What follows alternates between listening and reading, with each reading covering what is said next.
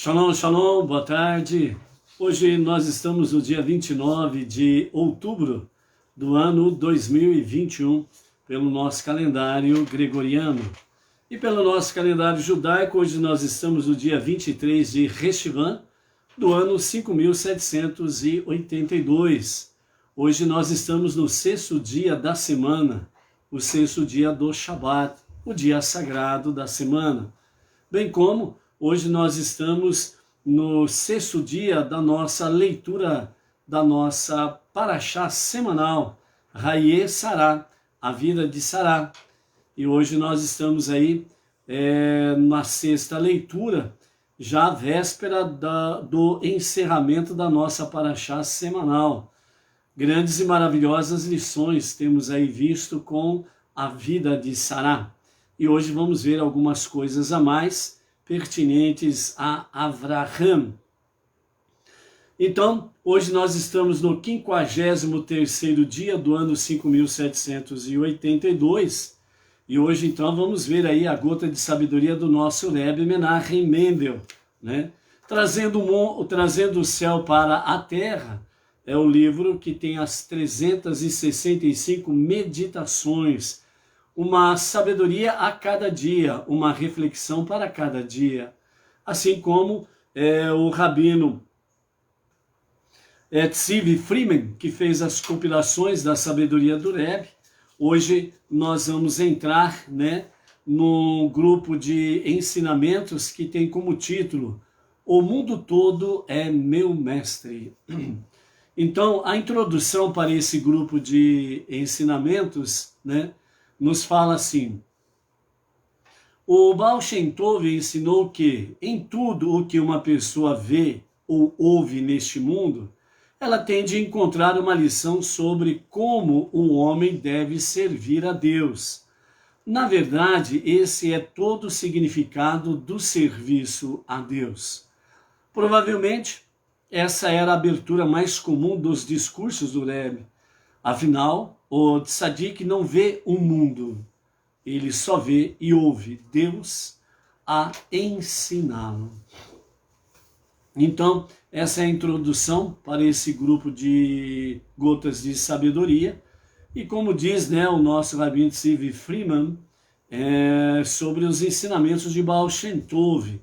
O tzadik não vê um mundo, na realidade ele só vê e ouve Deus a ensiná-lo. Por isso, tudo que está concernente a esse presente momento, essa vida que nós chamamos de hoje, ela na realidade é para que nós possamos encontrar, discernir lições sobre como devemos servir a Deus. Então vamos para a primeira gota de sabedoria deste grupo. O mundo todo é meu mestre. Então aqui nos fala que o grande tzadik, Rabi Zúcia de Anípoli, aprendeu 7 lições com um ladrão. Então vejam bem que o início desse grupo aqui, o mundo todo é meu mestre. Então já iniciando aqui com o tzadik Rabi Zúcia de Anípoli. 7 lições ele aprendeu com um ladrão. Primeiro, um ladrão age silenciosamente. Da mesma maneira, o Rabi Zúcia de Anípoli, ele não ostentava as suas realizações, sempre em silêncio, mas fazia as suas realizações. Segundo, um ladrão põe a vida em risco para fazer o que tem de fazer. O rabino Zúcia fazia o mesmo para ajudar o seu semelhante, E principalmente, nas chamadas cortina de ferro, que era o sistema comunista, ajudar os outros era algo proibido, Terceiro, cada detalhe é crucial para um ladrão. O rabino jamais deixava passar uma oportunidade de praticar uma boa ação ou de aprender alguma experiência nova. Quarto, um ladrão trabalha arduamente. Zúcia estudava, rezava e meditava com a mesma diligência. Quinto, um ladrão trabalha com eficiência e o rabino nunca desperdiçou seu tempo precioso. Sexto, um ladrão é otimista e sempre esperançoso. Assim também era o rabino Zúcia, né? Sempre otimista e esperançoso de fazer aquilo que era agradável a Deus e como servir a Deus com contentamento. E a sétima lição, se a primeira tentativa for mal sucedida, o ladrão voltará para tentar novamente. E assim o rabino jamais desistia dos seus objetivos. Então o mundo todo é meu mestre, é onde nós precisamos aprender a tirar o positivo do negativo, aprendermos a tirar o bem do mal. Dessa forma nós vencemos o mal, dessa forma nós vencemos o que é negativo. E assim nós vamos transformando o mal em bem e o negativo em positivo. Então depende do nosso estilo de vida, né? Então, por exemplo, você chega perto de uma pessoa e essa pessoa é muito negativa, muito para baixo, né? Então você fica, meu Deus do céu, como que essa pessoa é negativa, como que ela é para baixo, né? Se eu ficar escutando ela mais um segundinho, é capaz eu também ficar negativo e para baixo que nem ela, né? Então aí você precisa tomar uma atitude. Você precisa transformar esse mal em bem e esse negativo em positivo. Então interrompa aquela palavra. Pegue, dá aquela fisgada na última palavra que ela dá e você transforma aquela última palavra em algo bom, né? Então se a última palavra dela se refere a alguma coisa como falta de esperança, etc. e tal, né? E você a conhecendo, obviamente você vai saber, né, de alguns sucessos que cercam a vida dele e que ele esqueceu. E nesse sentido, ele está para baixo, ele está negativo, ele nem lembra das coisas boas e positivas que aconteceram na vida dele. Então o que você faz? Você começa, interrompe, e você começa a falar das coisas boas que faz parte da vida dele, da família dele, dos negócios dele, do trabalho dele e assim sucessivamente. E aí daqui a pouco ele vai estar falando de forma positiva, tendo esperança para algo bom e melhor para o amanhã. Então você vai estar transformando o mal em bem e o negativo em positivo, né? Então por isso, realmente esteja pronto para poder auxiliar as pessoas. Essa é uma das nossas missões, auxiliar as pessoas, ok? Baruch Hashem. Luiz Ribeiro, Itaquera, Grande, São Paulo. E Aritza Verônica, lá do Chile. A Dona Ária Carmo, lá de Lisboa, Portugal. A Miriam Barros, de Brasília, Baruch Hashem. Quem mais está por aí? Né, vamos ver aqui. Ok. A Cibele, né? Ludmila, lá também de Lisboa, Portugal. Shalom, shalom, né? E alguém mais aí, é só dar um shalom aí para nós podermos dar um retorno aí, ok? Então nós estamos aí, né? Mais uma vez à tarde com a Torá. E nós vamos deixar aí o nosso shalom também no dia de hoje, já também ao mesmo tempo, já antecipando, né, um Shabbat Shalom, que normalmente a gente fala mais no final, né? Então já vamos falando desde já um Shabbat Shalom a vocês que já foram mencionados aqui. A da Liliana é o Mano, lá de Frutal, Minas Gerais. O Jaime Rafael, lá da cidade de Girona, Espanha, assim como também o Hamilton José de Bairros, lá de Florianópolis, Santa Catarina, se não me engano, acho que essa é a cidade dele. O José Antônio da Silva, de Linhares, Espírito Santo. O Valmir Alexandre, a Nayara Oliveira, lá do Rio de Janeiro. O Jorge Luiz Salazar Calderon, da cidade de Puerto La Cruz, da Venezuela, né? Então, ao Jorge Luiz, Salazar Calderón, lá da Venezuela, cidade de Puerto La Cruz, né? De forma especial, um Shabbat Shalom para você e a família, o Jorge, e que o Eterno, né, na sua infinita graça e misericórdia, através de você, a sua família, aqueles que estão próximos a você, né, que venha abençoar aí com um Shabbat especial nesse dia, ao pôr do sol de hoje, né, com muita proteção, diante das circunstâncias aí que está a Venezuela e os nossos amados por aí, muita proteção, saúde, que o Eterno supra todas as necessidades de vocês e que seja da vontade do Eterno colocar um fim realmente a esse regime comunista ditatorial, para que o povo tenha liberdade, volte a viver e volte principalmente a ter liberdade de expressão e principalmente liberdade para viver a sua fé, e que seja no único Deus, no único Salvador, o único soberano sobre todas as coisas, né? E que através de vocês aí, né, um bom faixo de luz esteja resplandecendo em vossas vidas e através das vossas vidas aí. Então, um Shabbat Shalom ao Jorge Luiz Salazar Calderón, lá na cidade de Puerto La Cruz, na Venezuela, ok? A senhora Maria Helena Willames Félix, lá de Belo Horizonte, Minas Gerais, a Silvia Ferreira Assis e a Maria Aparecida do Nascimento, Baruch Hashem. A avó Regina, lá do Rio de Janeiro também, né? Baruch Hashem. Que seja a graça do Eterno aí sobre as vossas vidas aí, ok? Desde já um Shabbat Shalom. Hoje nós estamos na nossa sexta leitura da nossa Parashá semanal, Hayé Sarah. E nós vamos hoje então, nessa leitura de hoje, nós teremos aí então o novo casamento de Avraham com Ketura, né? Que na realidade é Agar, né?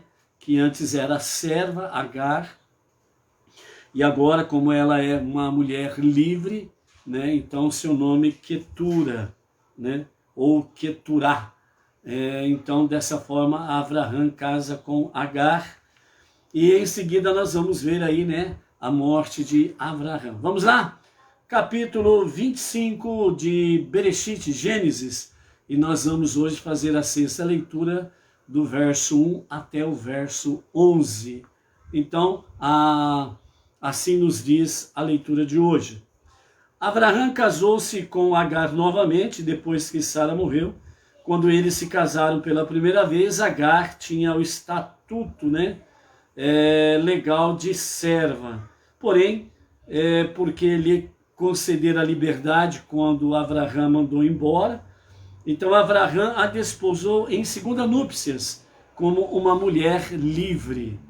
Ainda assim, por respeito a Sará, ele não tomou Agar como esposa no sentido pleno, e sim como concubina, isto é, sem as condições estabelecidas por um contrato nupcial. O cognome de Agar nessa época era Keturá, uma alusão ao fato de que, embora tivesse a certa altura recaído na idolatria de sua família egípcia, ela se arrependera depois, e seus atos eram agora tão aprazíveis a Deus quanto a fragrância do incenso, né? Do Ketoret, onde vai o incenso. Então, por isso, Keturá. Então, ela tinha para com Hashem um bom cheiro, um bom perfume.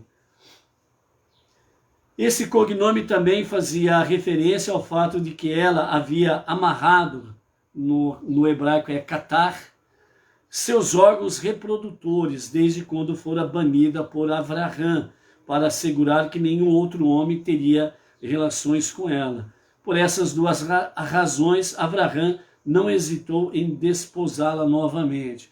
Ou seja, desde que ela se separou ou foi mandada embora por Avraham, ela não conheceu nenhum outro homem no sentido de relações íntimas.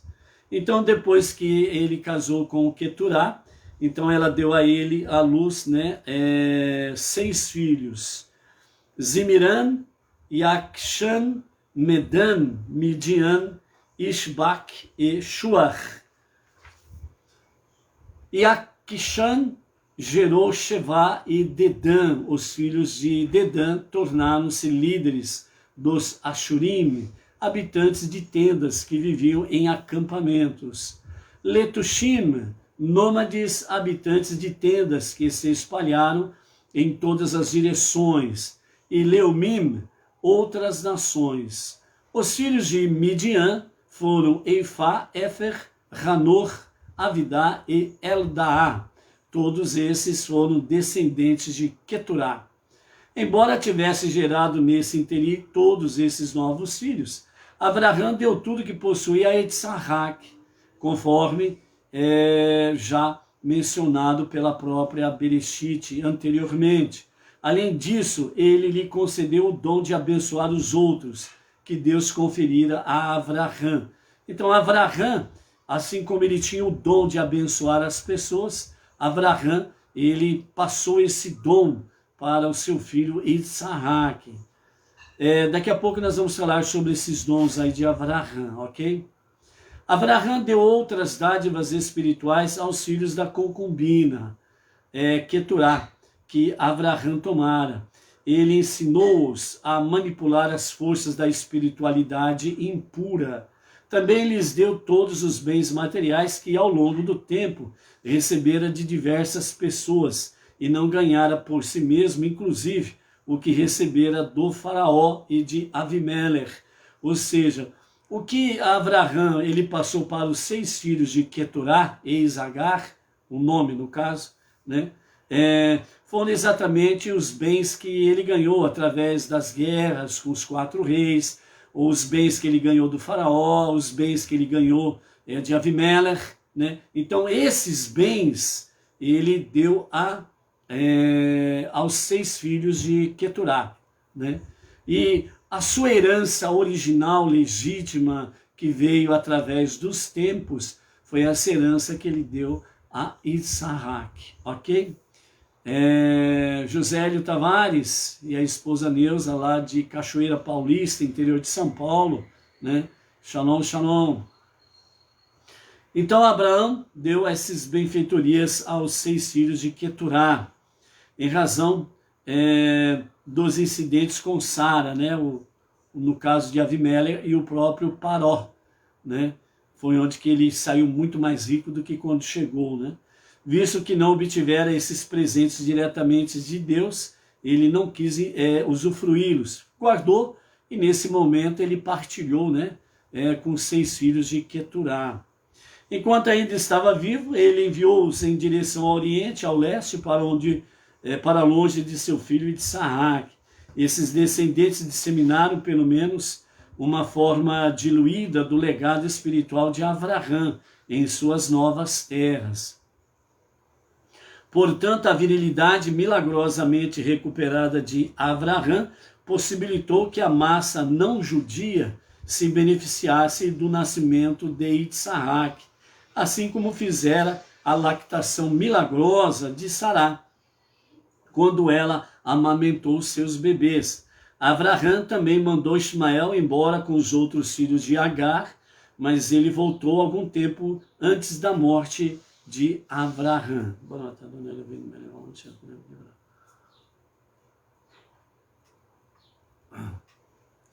Ou seja,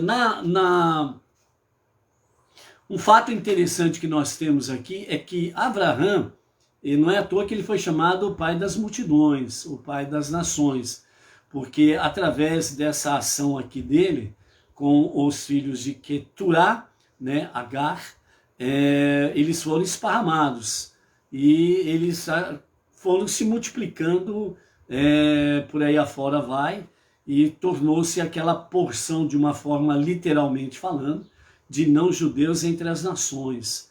Então, através disso daí, o que aconteceu? Esses não-judeus, os 6 filhos de Queturá, de uma forma diluída, quer dizer, de uma forma diminuta, eles com as suas famílias, e a multiplicidade dos seus descendentes que vieram, eles, como não judeus entre as nações, eles disseminaram, eles espalharam a unidade, a unicidade de Hashem, como diz Rashi, né, de uma forma diluída, diminuta. Os Benei Noach hoje, por exemplo, estão muito mais à frente do que os filhos de Keturá, naquele tempo lá. Que os Benei Noach hoje, os não-judeus entre as nações, estão hoje, principalmente aqui no Brasil, estão agindo de uma forma mais ousada, mais destemida, com muito mais confiança no Eterno e também se entregando cada dia mais a um serviço voluntário, um serviço de coração, um serviço de amor a Hashem, para servi-lo e também levar aos não-judeus a unidade e a unicidade de Hashem. Então, de uma certa forma, né, esses descendentes de Avraham, né, com Keturá, acabaram sendo aí, vamos dizer, né, uma versão de Benei Noach lá naqueles dias, né, e de uma forma diminuta disseminar a unidade e a unicidade de Hashem, ok?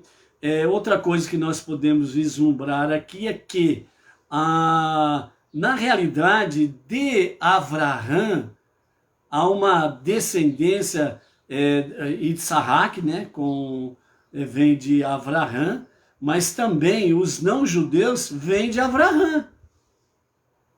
Agora, no sentido mais literal, mais exato, mais puro da palavra, o povo israelita vem de Sará, sem mistura.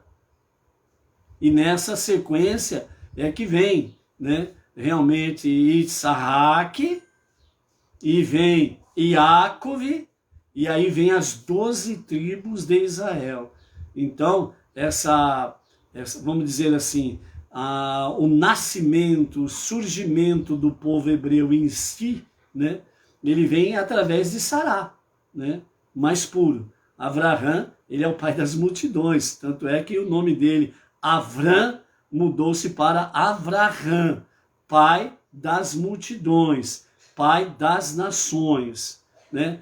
Mas Sará também teve a princesa das nações, a mãe das nações. Sim, quando ela amamentou, todos os filhos não-judeus, os bebês não-judeus, que foram para a grande festa do Bar Mitzvah de Yitzhak, o convite que ela fez para as mulheres não-judias, que tinham os seus bebês, para irem à festividade sem as amas de leite. Então as mães levaram os seus bebês, e quando estavam durante a festividade, né, um milagre aconteceu em que Sará, ela começou a ter muito leite. E então todos aqueles bebês, dezenas de bebês, acabaram sendo amamentados, né, vieram amamentar em Sará. Então, dessa forma, né, que Sará, ela é a mãe das multidões, a mãe das nações, mas ela não teve filho fora de Avraham, ok? E por isso, quando nasce Yitzhak, pelos nossos sábios, é chamado de fato o primeiro genuíno, puro hebreu judeu, e depois vem a sequência, né? Yaakov e as 12 tribos, etc. e tal, ok? Então, só para esclarecer um pouquinho a respeito disso daí. Quando aqui nós temos a nossa primeira parte aqui, do verso 1 até o verso 6, em que nos fala sobre Avraham, em que ele casa com Keturá, né, que é Agar. Agar, a sua identificação é porque ela era serva, né, considerada como escrava, vamos assim dizer. E depois que Avraham mandou embora junto com Ismael, então ele deu a ela o status de livre. Então ela tornou-se uma mulher livre. Durante o período em que Agar, né, ficou separada de Avraham, ela não conheceu intimamente nenhum homem, ela reservou-se completamente, né, e não casou de novo e, portanto, não teve nenhum outro marido.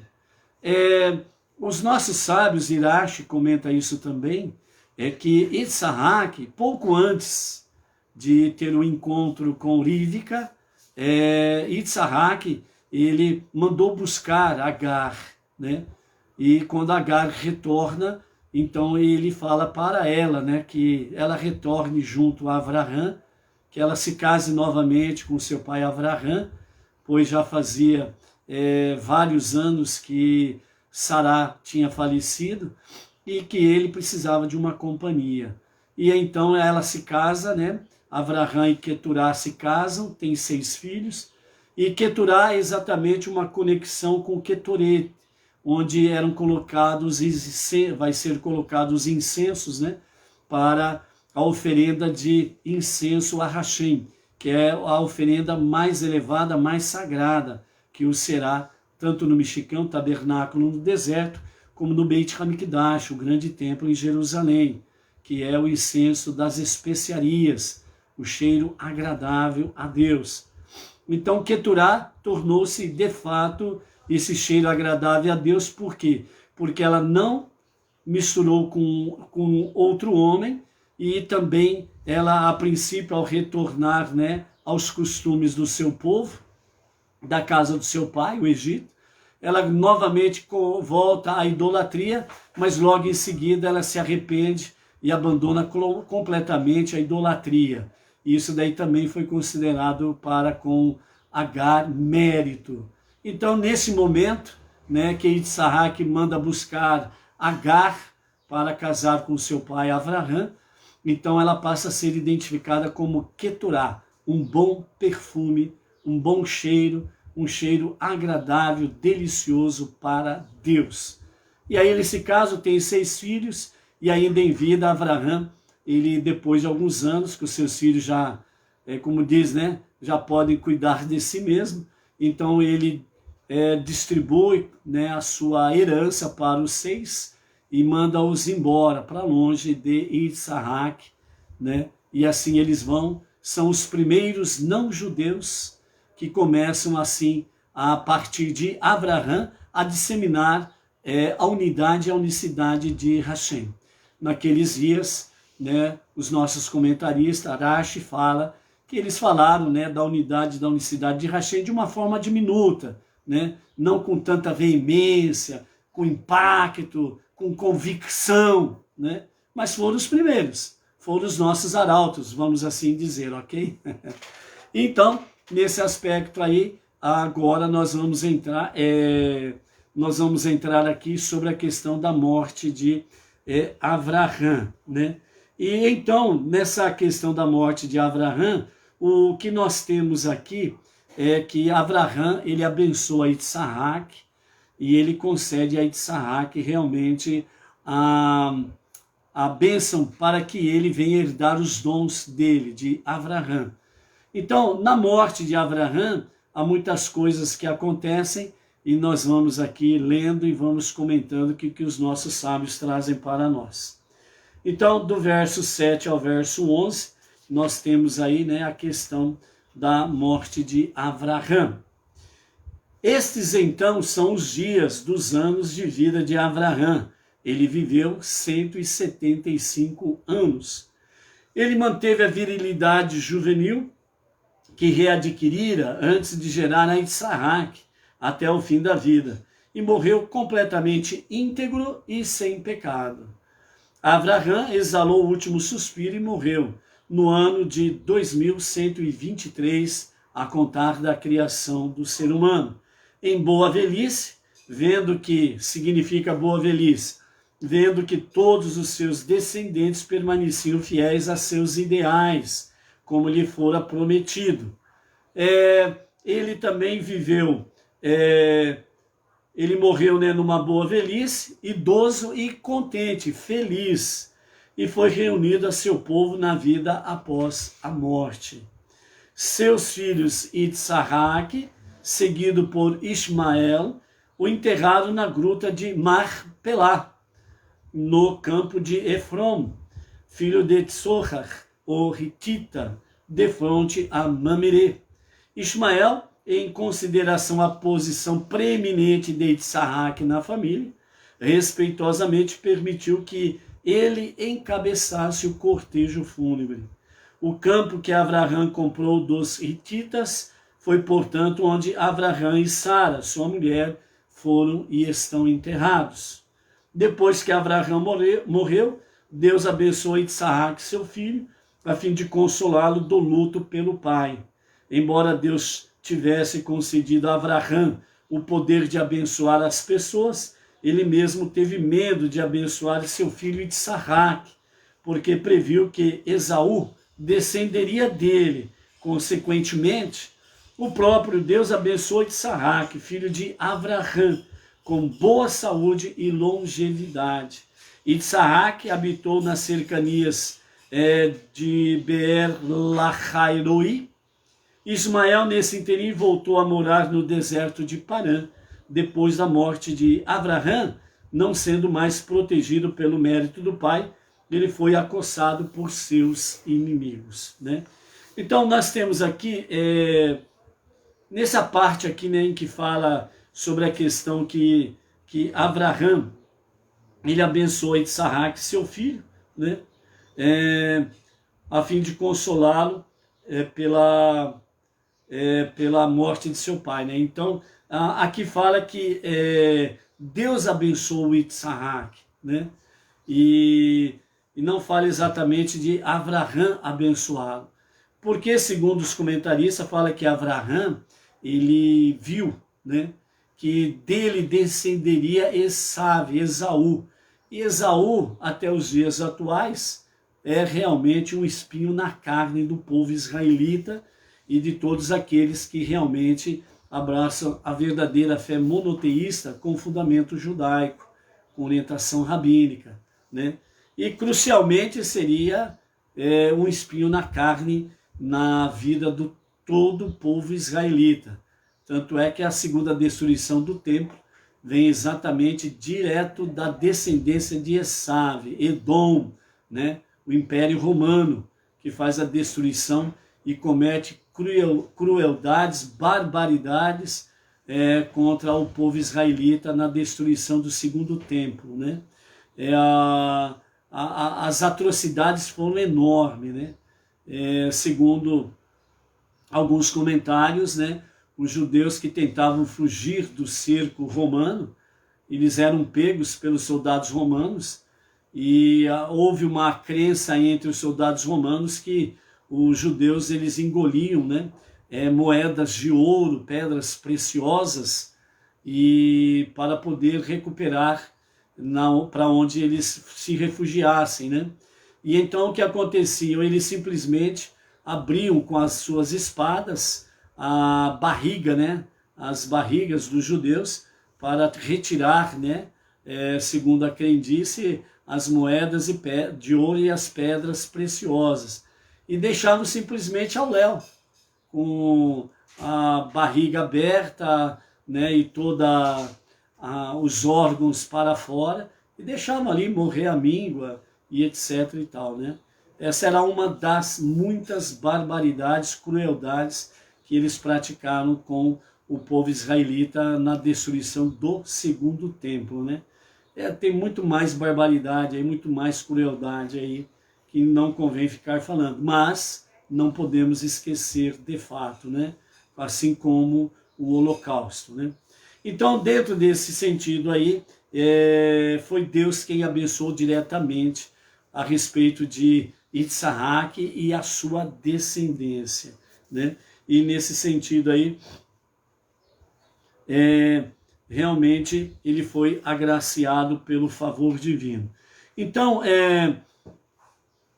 Ismael, né, ele reconhece realmente a preeminência de Isaac, ele deixa com que Isaac venha realmente encabeçar toda a questão fúnebre do pai deles, né, reconhecendo que de fato Isaac é o filho da promessa. Então, momentos antes da morte de Abraão, os nossos comentaristas dizem que Ismael teve um arrependimento, retornou nas cercanias ali próximo a seu pai, e ali, então, ele teve uma vida realmente assim, dentro dos ensinamentos de Abraão. Então houve um genuíno arrependimento. E quando acontece a morte, né, então ele realmente reconhece que Isaac é o filho da promessa e, portanto, ele é que encabeça todas as coisas do funeral, que é realmente para o filho primogênito, essa incumbência. Então, ele, dessa forma, ele simplesmente faz com que Isaac seja reconhecido a nível nacional e internacional até os dias de hoje, o filho da promessa. E isso daí foi considerado mérito para Deus, e através disso daí Deus abençoou Ismael e fez com que ele fosse próspero e também tornou-se o pai de 12 nações, reconhecidamente como as 12 nações árabes, né? Então, dessa forma foi abençoado Ismael e a sua descendência. Os louvores, né, a Abraão, todos aqueles que habitavam naqueles dias, os principais, as nações, foram louvar a Abraão. E então, dessa forma, as nações se lutaram por causa da morte de Abraão. Então, os líderes das nações, então, eles se expressaram da seguinte forma: ai do mundo que perdeu seu líder, e ai do navio que perdeu seu capitão. Ou seja, as nações perderam seu grande líder espiritual e o navio perdeu o seu capitão, né? Então, realmente, com a morte da liderança, né, de Abraão, então ficou aquele momento, vamos dizer assim, a corda bamba, né, para as nações e para o surgimento do próprio povo israelita, né? Então ficou aquela corda bamba, né? Dessa forma se reconhece o verdadeiro e real valor de Abraão. Durante então a vida de Abraão, os nossos sábios dizem que ele rezava por mulheres estéreis e elas se tornavam férteis. Ele fazia suas preces pelos doentes e eles eram curados. Até navios navegando a muitos quilômetros de distâncias, eles eram salvos do naufrágio, justamente pelos méritos de Abraão. Apesar do mundo inteiro negar a existência de Deus, conseguiu ser o único, Abraão conseguiu ser o único em sua crença e afirmar a onipotência de Deus. Por causa disso foi chamado de Avraham Haivri, ou seja, Avraham o hebreu, significando o homem que permanece de um lado, que é o significado de Ever, que significa lado, enquanto o mundo inteiro une forças contra ele. Então, enquanto o mundo inteiro unia forças contra ele, ou seja, porque não acreditavam no Deus que ele anunciava, então Abraão estava do outro lado, né? Por isso Ra-Ivri, ou seja, o homem que permanece de um lado, e ele foi firme desde o princípio nesse lado. Que lado? O lado de Deus, o único Deus, o único Criador, o único Salvador, o único Todo-Poderoso. Então, quando Abraão morreu, Deus louvou da seguinte maneira, disse Deus: Abraão era um tzadik tão grande que, se não fosse por ele, eu não teria criado o céu e a terra. Assim falam os nossos sábios, através da Torá oral, a Mishnah, o Talmud, né, a expressão de Deus no momento da morte de Abraão. Por 2000 anos após a criação do mundo, Deus estava aborrecido com as pessoas porque se entregavam cada vez mais à idolatria. Mas quando Abraão nasceu, então Deus se alegrou. O coração de Deus rejubilou-se, pois Abraão ensinou a dezenas de milhares de pessoas a servirem um único Deus. Então Abraão sabia como curar doentes, com diversos tipos de remédios, que é chamado também de segulote, né? Preces, rezas, orações, bênçãos. Acima de tudo, curava aqueles cuja mente estava doente, os que não acreditavam em Deus. Ele os ensinava a acreditar no Criador. Então Abraão, né, ele foi esse grande anunciador realmente da unidade e da unicidade de Deus. Então, nós temos aqui mais uma vez a necessidade de visitar os enfermos, fazer preces pelos enfermos, lançar sobre eles realmente palavras de cura e de bênçãos, ok? Então Abraão foi posto à prova por Deus 10 vezes e superou todas elas. Compreendeu e seguiu a Torá muito antes da outorga dela, ensinando os seus filhos. Não houve um dia sequer em toda a sua vida em que não realizou um ato de santificação do nome divino, que é chamado de Kiddush Hashem, a santificação do nome divino. Então, Abraão deixa o seu legado. E como dizem os nossos sábios, né, um homem que passa por esta vida sem deixar um legado é um homem pobre, miserável, porque não deixou legado algum, né? Então, por isso, tudo que está concernente às nossas vidas precisa ter propósito. E nós precisamos cumprir a nossa missão para deixarmos um legado, ok? Então, Avraham Avinu, nosso pai Abraão, deixou e continua sendo um grande legado para todas as nações, para o povo israelita, para todos os povos não judeus. Porque Avraham, pai das multidões, pai das nações, e como pai verdadeiro que era e é, ele tem deixado esse legado aqui. Ok? Então, amados, fica aqui a mensagem de hoje da nossa sexta aliá, né? Então, Avraham, ele foi sepultado na gruta de Marpelá, junto com a sua amada Sará. Então, ali estão os corpos dos nossos dois maravilhosos, né, exemplos de vida, o patriarca Avraham e a matriarca Sará. Que Hashem abençoe cada um, suas famílias e cada comunidade com um Shabbat Shalom, com muita luz divina, e que os ensinamentos que a Torá deixa para nós sejam cada vez mais fortes no nosso dia a dia. Shabbat Shalom, até amanhã.